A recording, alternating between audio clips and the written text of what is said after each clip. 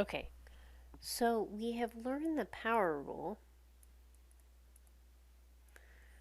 which says that the derivative of x to the n is nx to the n minus 1, right? Okay. This is true when n is any real number.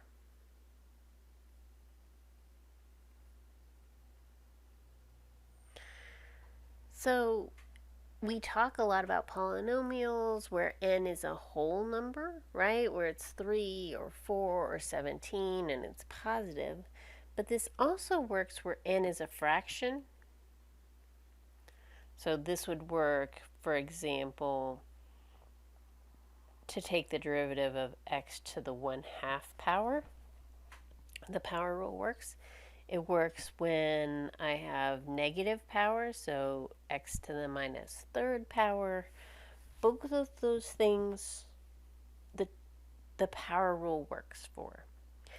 So I want to be sure the power rule works for if you have x to the like 0.13715 power, right? It works for every real number. So I want to talk, sometimes we have things like this. This is called a rational exponent. The word rational a lot of times meaning kind of the idea of a fraction that has two whole numbers.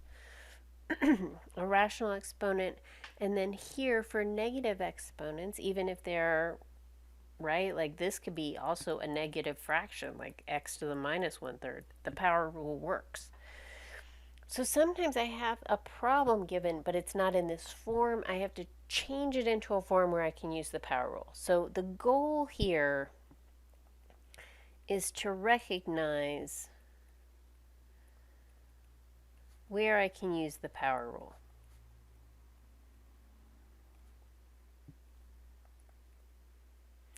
And a lot of that is about exponents and equivalent expressions.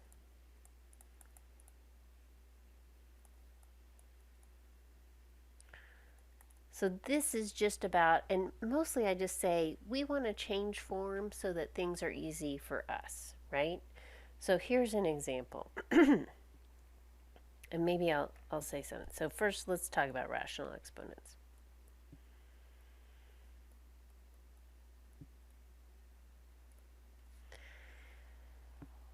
Okay, so when you have some expression, rational exponents come from radicals. They're just another notation for radicals. So let's say I have this radical and I have an x in here because I want this variable. And that's n, and this is m, right? So this m out here is called the index of the radical. And this n right here is really just the exponent on x.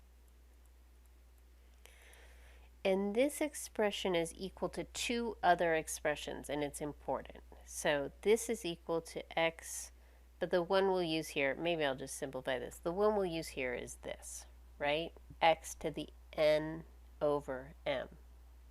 Okay. So this expression is how, especially if I start with something here and I want to take the derivative, I have to change it into this thing to take the derivative. So I just want to show you an example. Find f prime of x for f of x is equal to, let's say, 3x to the 5th power. Okay, so to do this, I first have to change f of x into another form. This is not taking the derivative. This is getting set up so I can take the derivative, right? So f of x is x to the 5/3 power, right? I'm just using this equality here. Okay.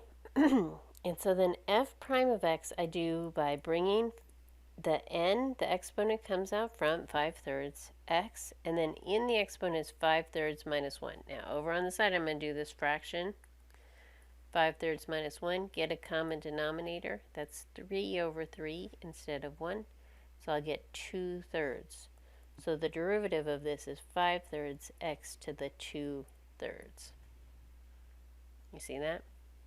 Now this is true. I want to make a special note. F of x, if this problem changed to f of x is equal to the square root of x to the 5th, there's a secret hidden, not secret, but kind of a number we don't write, which is 2. That's why I called the square root there.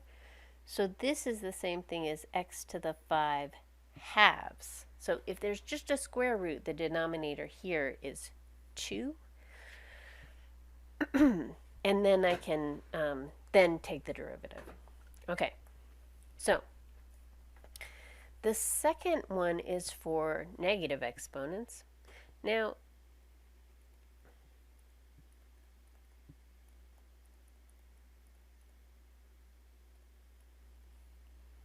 and that is really like if I have f of x, let's do this. Again, this is about equivalent expressions and changing form. So I'm going to say two forms that are the same. So let's say 1 over x to the n power is the same thing as x to the minus n power, right? These exponent rules say that something in the denominator is the same thing as having a negative exponent. Now, the other thing that I want to make clear is where, like, what happens for fractions. So I want to make another couple of observations. So if I have a number up here like 3 over x to the n, this becomes just 3, that stays there, and it's x to the minus n.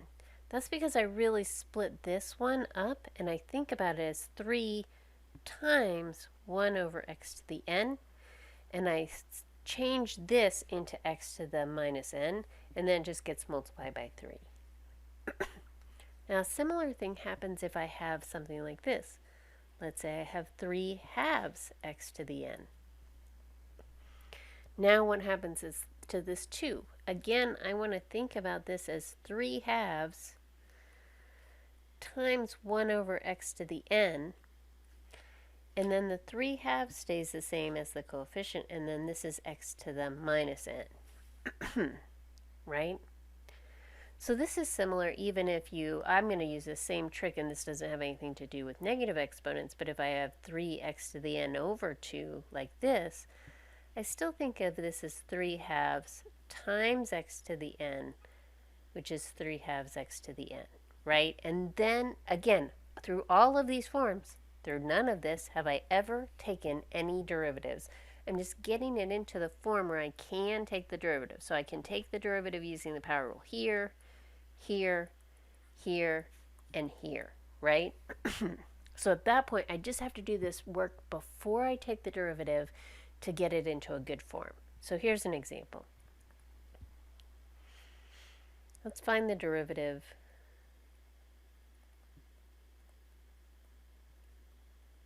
of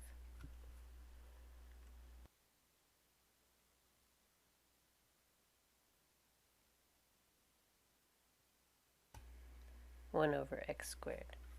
Okay? And before I even start, I'm going to say, oh, I know